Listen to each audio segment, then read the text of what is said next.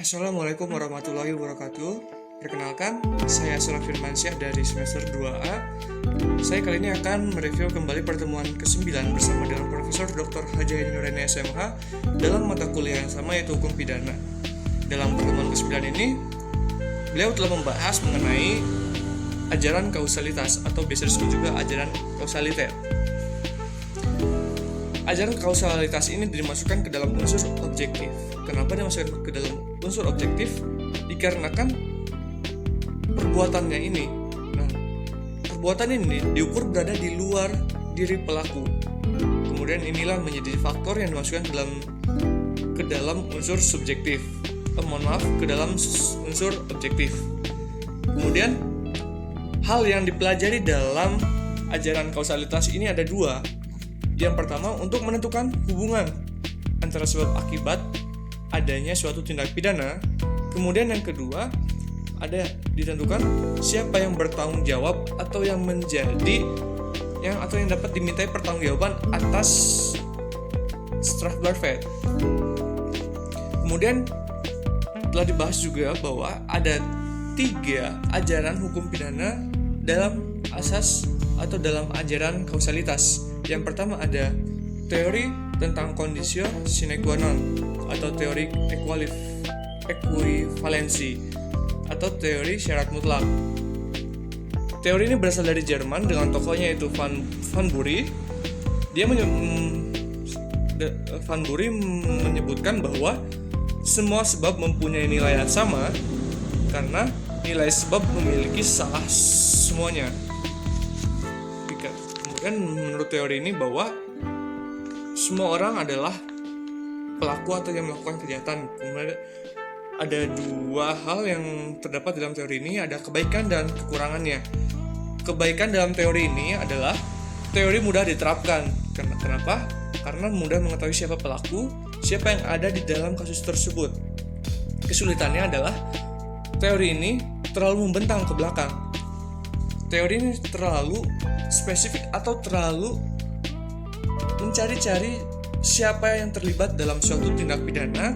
Dicontohkan, orang yang tidak melakukan tindak pidana bisa saja dijerat atau bisa saja dikenai hukuman tindak pidana dikarenakan teori ini. Nah, inilah yang menyebabkan teori ini sudah tidak terpakai lagi di dalam hukum pidana. Kemudian yang kedua ada teori individualisasi.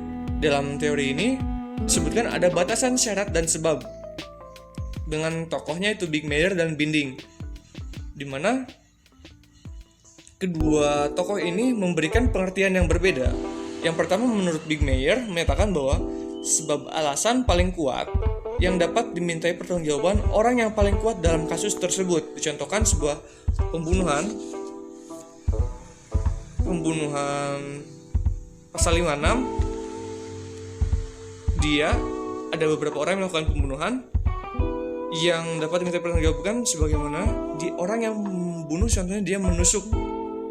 Nah, jadi yang sebagai pelaku yang benar-benar dapat dimintai pertanggungjawaban adalah orang yang melakukan penusukan tersebut yang menyebabkan korban meninggal dunia. Kemudian menurut Binding, sebab alasan paling kuat yang dapat dimintai pertanggungjawaban adalah orang yang paling kuat dalam kasus tersebut, itu menurut Bigmeyer. Kemudian yang kedua, menurut Binding, yang menjadi sebab dan akibat adalah faktor yang menahan.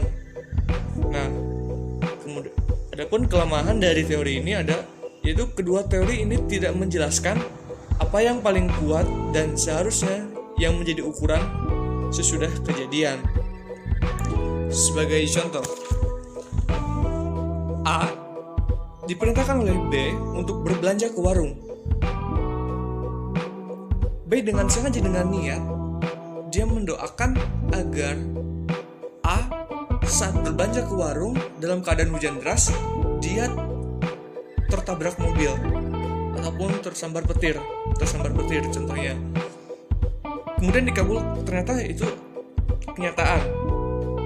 Si A dalam perjalanan pulang setelah berbelanja, dia tersambar petir, kemudian dia tewas. Kemudian dalam kasus ini, siapa yang dapat dimintai pertanggungjawaban? Apakah si B yang memerintahkan A untuk berbelanja dengan niat awal B ingin membunuh A dengan cara mendoakan agar dia tersambar petir dan ternyata kejadian, atau B, yang dapat diminta pertanggungjawaban adalah petir. Nah, dalam kasus ini tidak dijelaskan apa itu sebab akibatnya. Kemudian yang ketiga ada teori generalisasi. Nah, menurut teori generalisasi ini dilihat sebelum adanya kejadian tindak pidana. Menurut teori ini semua sebab adalah sama, ad equo. Sebagai contoh, kasus C melakukan pencurian, kemudian C dikejar oleh massa. C menyumput di sebuah jerami milik petani yang oleh petani tersebut sudah diniatkan untuk dibakar keesokan harinya. Dikarenakan si C kelelahan karena dikejar oleh massa, dia ketiduran di dalam jerami tersebut tanpa mengetahui akan dibakarnya jerami tersebut. Di keesokan harinya, petani tersebut membakar jerami tersebut dan si C yang berada dalam jerami tersebut tewas karena terbakar di dalam jerami tersebut. Nah, dalam kasus ini, apakah si petani dapat diminta pertanggungjawaban karena dia telah membakar manusia, namun dia tidak tahu apakah di situ ada orang atau tidak. Nah, inilah yang dibahas dalam teori generalisasi. Baik, sekian review pertemuan ke-9 dengan Profesor Dr. Haji Ainur Nuraini SMH. Saya Serafin Mansyah. Wassalamualaikum warahmatullahi wabarakatuh.